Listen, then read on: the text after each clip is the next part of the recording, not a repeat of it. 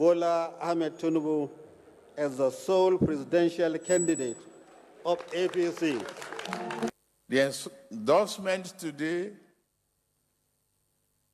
the carry-go inspiration, I know road.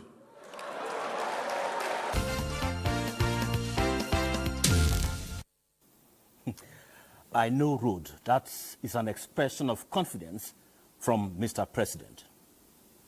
Yesterday, at the State House, just as Nigerians are assessing the 2 years of President Bola Tinubu, his own party, the APC, also took stock of the journey so far. For the party, Mr. President has done well for 2 years. And the only way for them to say thank you, Mr. President, is by giving him sole ticket to contest again as the president in 2027. That was a summit of the APC held at the presidential villa on Thursday. But that's not going to be the topic of discussion on Political Update today, because that election will be coming up in 2027. So let's talk on the issue that we are facing this year. That is the governorship election in Anambra State.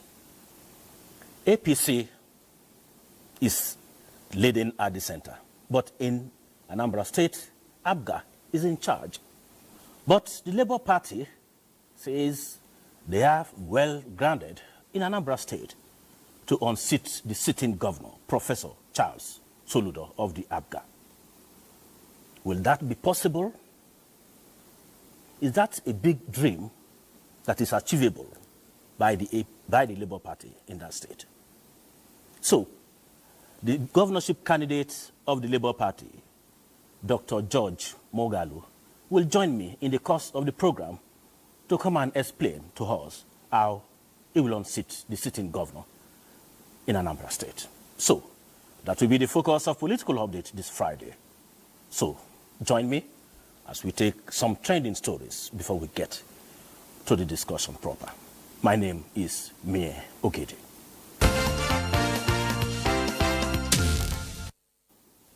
It was a three-tier endorsement for President Bola Tinubu as 22 governors, APC caucus of the National Assembly, and the party's leadership offered him another ticket as the sole presidential candidate in the 2027 elections. This was at the APC National Summit at the Presidential Villa on Thursday this week. I hereby affirm the various endorsements and declare President Bola Ahmed Tinubu as the sole presidential candidate of APC. Mr. President, you are lucky to have all the political caterpillars in Nigeria present here today. So I congratulate all of you. To me, I owe you a whole world of gratitude. The endorsement today, the carry-go inspiration, I know road.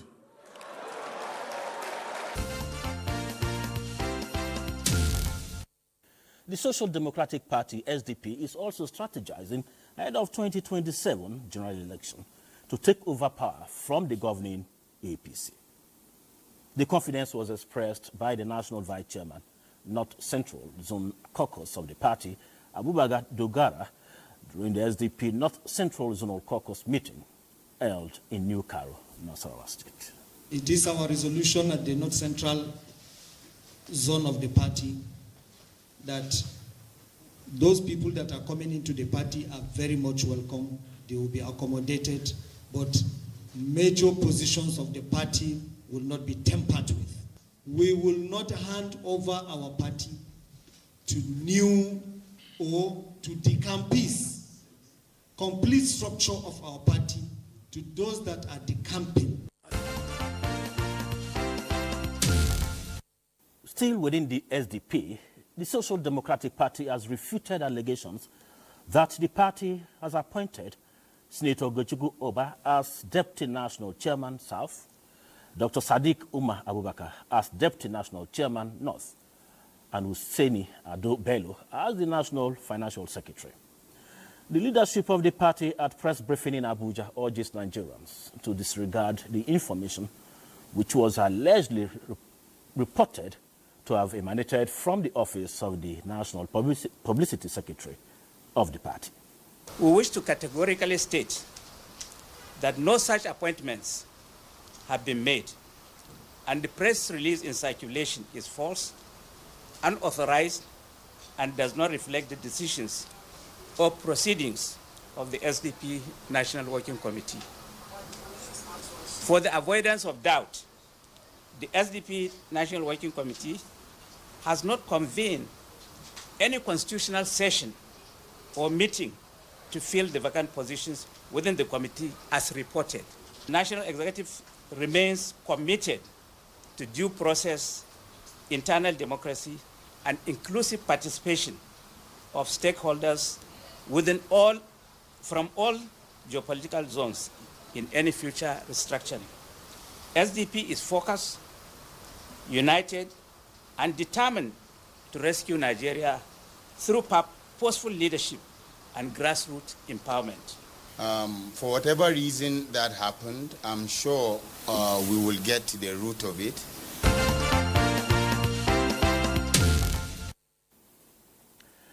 Then let's take you to the PDP. The leadership of the PDP is urging the Southeast Caucus leaders and members not to abandon the party, but to have faith in its internal dispute resolution mechanism to resolve all ongoing challenges within its fold.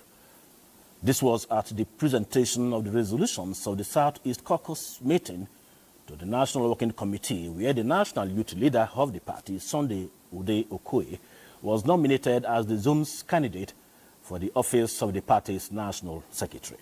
The Zonal Executive Committee meeting was well attended by both the serving governor and the leader of the party in the Southeast, the former governor of Enugu State, all our senators, all our members of reps, and the constitutional members of the unanimously agreed and nominated the former youth leader of the party, Right Honorable S.K. to be our nominee for the position of the National Secretary of our great party, the PDP. I believe what we do is to fix the problem, and I know we can do it. Together we can do it. We fix it, that is the solution. Not leaving the party or not reconsidering the position.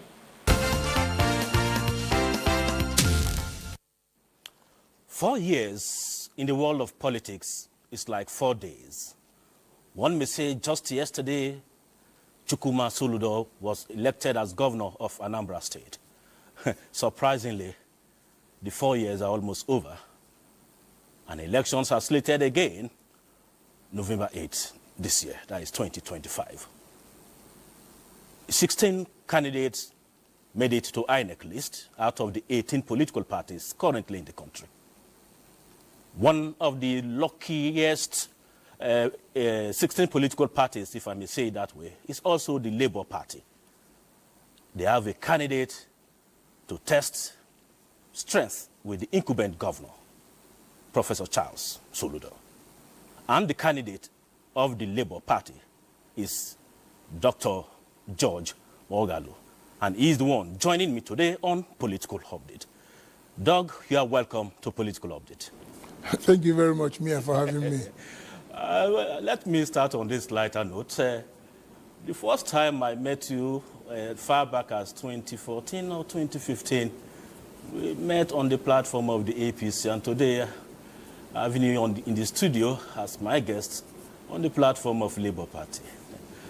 What led to the political migration, if you may put it that way? Let's start on that lighter note before we go into other details. Oh, well, Mia, thanks for having me. Like I did say some time back when I appeared also on television, I tried to put it this way, that in every political contestation, two issues are very critical. One is the person, the candidate, the other is the platform. And in this instance, when you talk about the person, you talk about me.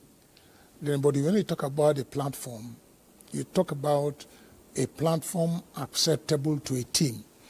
For me, the decision is about me. It's about me making the decision. Probably, as I wish, I consult with my family, I consult with close friends. But when you have to talk about platform, it requires the involvement of quite a lot of persons, your political associates, your friends, your collaborators, critical stakeholders, and what have you. And then the decision is not for you to make. It becomes a group decision, like I mentioned, by critical stakeholders. And having given them that opportunity to make that decision, for me, after wide consultation, they were of the view that the platform we can use to run this election, to realize this ambition for the now, is the Labour Party. Okay, that is what influenced my decision to. And I know this is not the first time you are contesting to be the governor of Anambra State. Why your desire to be the governor of Anambra State? Well, like I will always say, my driving force is my vision, my desire to serve my people, my desire to contribute to development of my people, my desire to change the narrative, my desire to do things the way I think is right and better, that will protect the interest of our people. So it's anchored strictly on my desire to serve our people, to change the narrative, and simply that. Okay, but you have this very serious battle ahead. That is in November. You want to unseat a sitting governor. Are you not afraid? No. Why be afraid? I agree that it's a tough battle in any political contestation for you to unseat a sitting incumbent, not necessarily a governor. But it's doable. It has been done before and it can be done again. It's about selling yourself. It's about presenting the alternative. It's about marketing the alternative for your people to buy into it. And the moment they buy into it, the story will change. So no reason, for what reason will I be scared to contest an election? No, not at all. In almost every state, just like in the country, always say this time the president should come from the north, this time from the south. And I think that kind of arrangement also exists in the states, even in local government and state assembly, senate, reps and all that. Do you have that kind of, arrangement in Anambra State where governor is zoned around, south, east, west, and all that? And if there is an arrangement like that, is it in your favor this time around? Yes, there's an arrangement like that. Our state, like every other state, has 3 senatorial zones. And before the incumbent came into office, the governorship of the state was domiciled in the north. And after the 2 terms of the north, it now moved to the south, where the incumbent governor comes from. So it is the turn of the south to provide leadership for the state. And asking whether it suits me, yes, I can boldly say yes, because I come from the south, where the governorship for the moment is domiciled. Second tenure for incumbents, it has become like a tradition. Hardly you see a governor or a president that will tell you, I'm done 4 years, someone else should come. They always like to complete 8 years. Why don't you allow the governor to complete the 8 years before you go? Is it because of the zoning that may not favor you in the next election after 2027? Or are you not at home with the developmental strides of the incumbent governor that you want to take over and do something better? Yes, it's about my desire to serve. It's about creating the alternative. It's about changing the narrative. But most importantly, 4 years is long enough for any incumbent who knows what he or she is doing, who has a plan to actualize his or her desire or his or her vision for the state and strengthen the politics of the state. So for me, 4 years is long enough.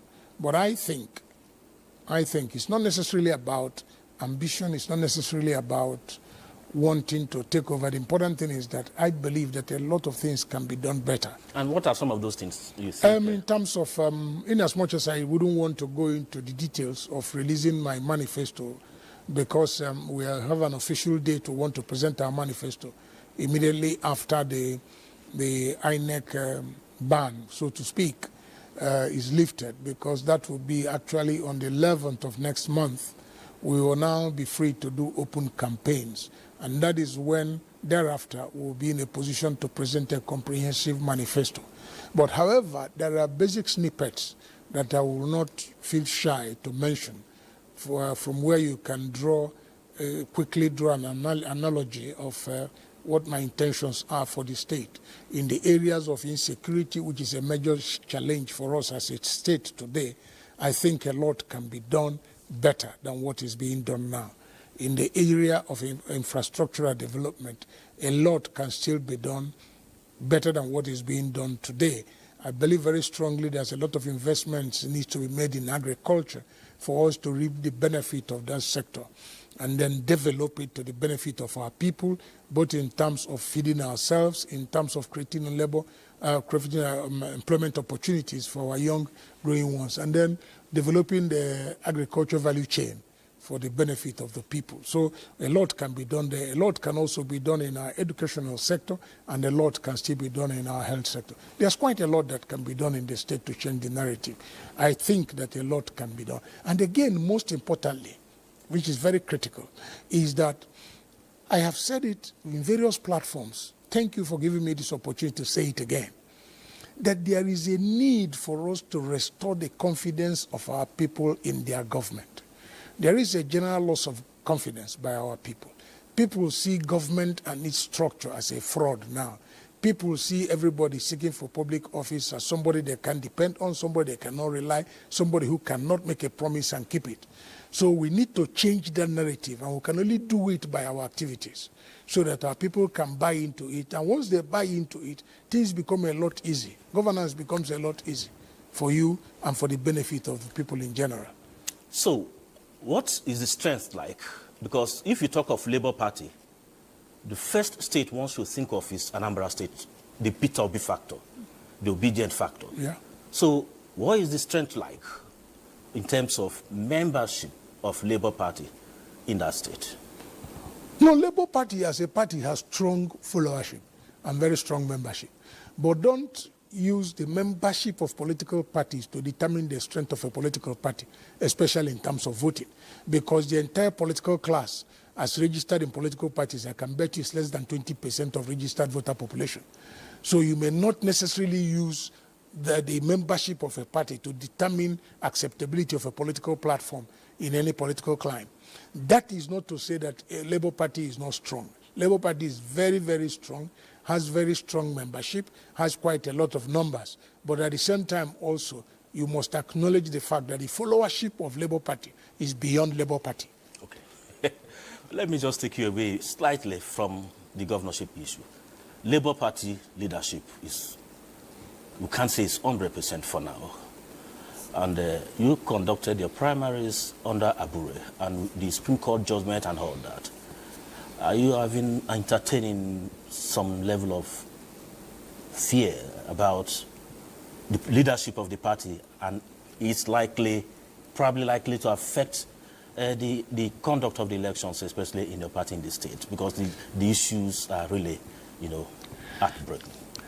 Oh, well, like I've always tried to say, Labour Party is a human organization, like all human organizations.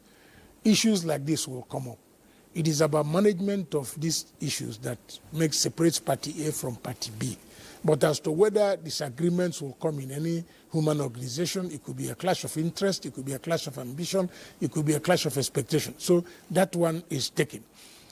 The management of the developments or the disagreements is what separates Party A from Party B. For me, I don't see it as a situation that cannot be resolved. I don't see it as that. I see it as disagreements that one day brothers, sisters, friends will sit down across the table and iron out all the issues and get them resolved. For people like me, I I came in to find myself in a situation where I found myself. And like I tried to explain, electoral primaries is a process, it's not an event.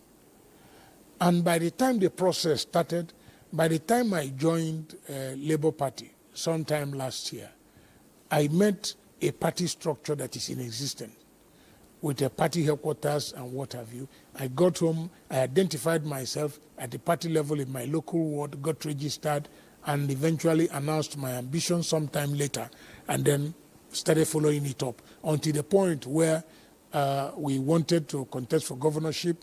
We were asked to buy the form of the party. I bought the form from Labour Party.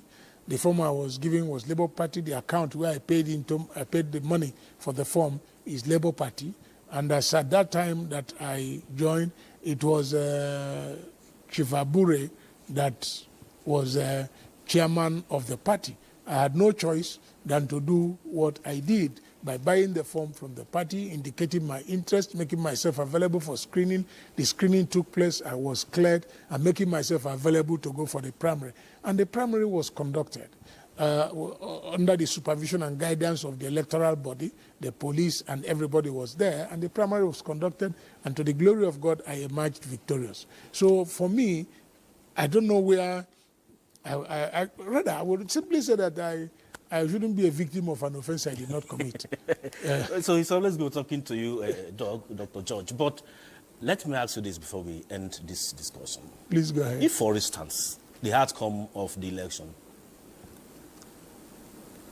didn't favor you, does not favor you, what will be your reaction? Will you go to court? No, I don't expect the process will not favor me. I'm very confident by the grace of God. But I have always said that power belongs to God and he gives to whom he pleases at his own time.